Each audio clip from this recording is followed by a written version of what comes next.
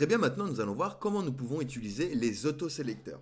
Avec Zusten, nous allons pouvoir utiliser ce qu'on appelle les autosélecteurs pour sélectionner automatiquement les parties de l'état dont notre composant a besoin.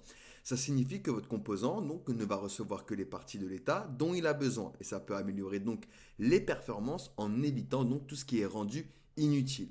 Donc pour ça, rendez-vous dans Documentation ici. Et dans la documentation, vous allez pouvoir cliquer sur Auto Generating Selector.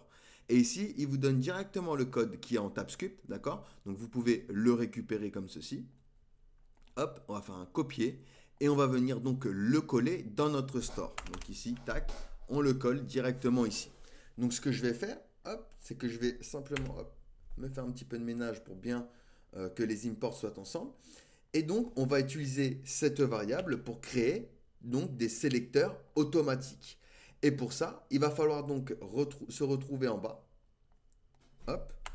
Et on va exporter une variable donc directement dans le store. On va l'appeler useStore selector. Hop, par exemple. Donc est égal à createSelector. Et on lui donne donc notre store, useStore, donc notre variable en paramètres. Donc à partir d'ici, je vais pouvoir créer donc des sélecteurs automatiques.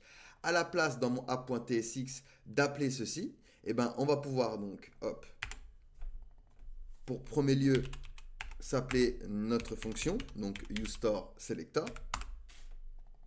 Ça, on le récupère. Et on va se faire donc const count est égal à useStoreSelector.use.count. On va dupliquer et on va faire la même chose donc pour increment et decrement. Et on n'oublie pas à la fin, donc le point use, point increment et point use, point decrement. Donc le name, on va l'effacer. On va même l'effacer du store. Hop. Hop. Nickel. Comme ça, on reste avec simplement notre compteur.